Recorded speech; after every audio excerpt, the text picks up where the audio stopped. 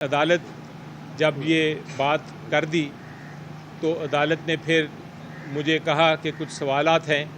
آپ as a friend of the court آپ وہ سوالات کے جواب دیں۔ وہ سوالات کے میں نے جواب دیے،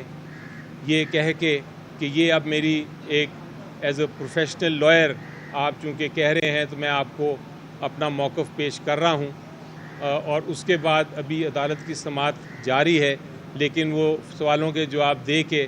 میں نے یہ ان کو بتا دیا ہے عدالت کو کہ ہمارا موقف بڑا واضح ہے ابھی تک کہ یہ بینچ جو ہے وہ لیگلی کانسٹیٹیوٹ قانونی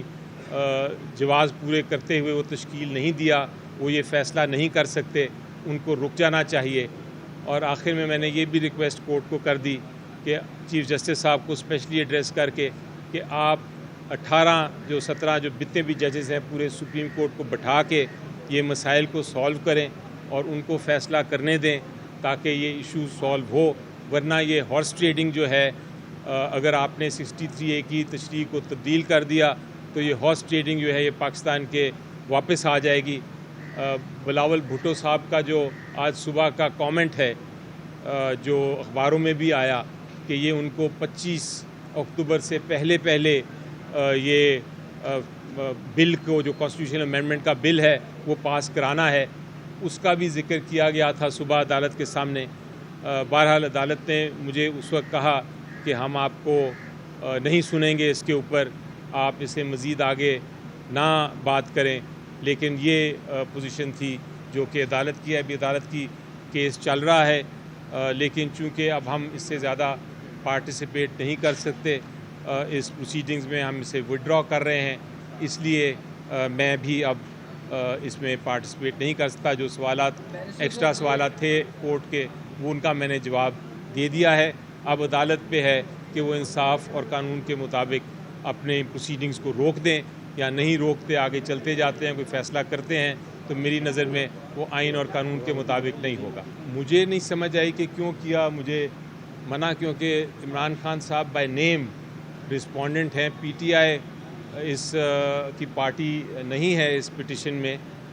اس پٹیشن میں عمران خان صاحب بائی نیم ہے، اسی لیے میں نے ریکویسٹ کی تھی عدالت کو کہ وہ چونکہ بائی نیم ہے اور وہ عدالت کو ایڈریس کرنا چاہتے ہیں، عدالت سے کوئی گفتگو کرنا چاہتے ہیں تو ان کو اجازت دیں۔ جی بالکل آپ درست فرما رہے ہیں کہ سپریم کورٹ کا فیصلہ چاہے 1 کی میجورٹی سے ہو یا 2 کی میجورٹی سے ہو یا زیادہ میجورٹی سے ہو، وہ فیصلہ سپریم کورٹ کا ہی ہوتا ہے۔ اور اس کیس میں تو بڑا سمپل ایشو تھا کہ ایک پریزیڈنٹ نے ریفرنس بھیجی اور پریزیڈنٹ صاحب کی ریفرنس کے کچھ سوالات تھے،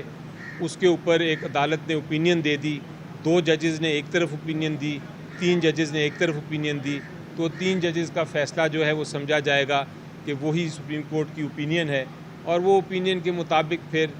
واپس بھیج دیا گیا۔ تو آج یہ بھی موقف بتایا عدالت کو کہ آپ یہ جو سپریم کورٹ آف بار ایسوسی ایشن کی پٹیشن کی بات کر رہے ہیں اس کا تو اس ریفرنس کے ساتھ کوئی تعلق ہی نہیں ہے۔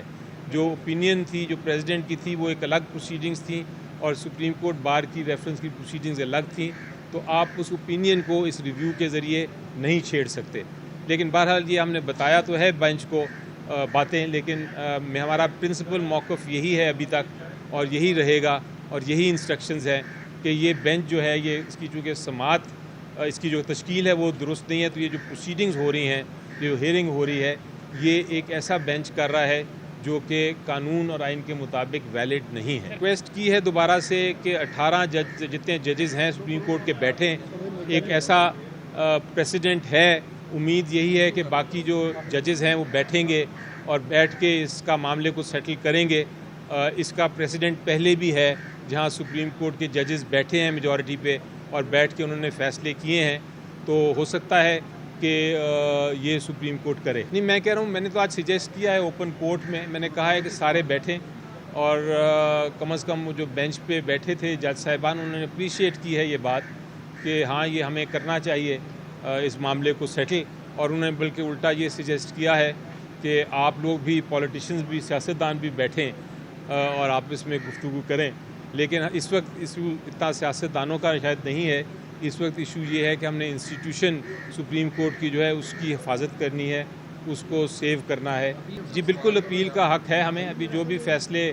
آ رہے ہیں، آج صبح بھی فیصلے آئے ہیں، اس پہ بھی اپیل ہم داخل کریں گے، اور ہمارے پاس آرٹیکلز جو ہیں آئین کے، ان کے تحت بھی ہم ڈائریکٹ پٹیشنز بھی کریں گے، کیونکہ معاملہ ادھر ختم تو نہیں ہوگا۔ آج جو بھی فیصلہ کریں گے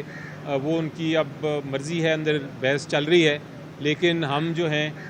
ہم اپنا جو ہمارا قانونی رستہ ہے وہ ہم ضرور اختیار کریں۔ بائیکاٹ کا مطلب یہ ہے، بائیکاٹ کی وجہ جو ہے وہ یہ ہے، بڑی قانونی وجہ ہے کہ ہم اس بینچ کو اس کیس کی سماعت یا اس کیس کا فیصلہ کرنے کا حقدار نہیں سمجھتے۔ ہم سمجھتے ہیں کہ بینچ وہی ہوگا جو 3 ممبر کمیٹی، یعنی جس میں چیف جسٹس صاحب بھی، سینئر اٹارنی جنرل جسٹس منصور شاہ صاحب اور جو نامنی ہیں جسٹس امین الدین صاحب، تینوں لوگ بیٹھ کے کوئی بھی بینچ بنا دیں، اس میں پھر ہم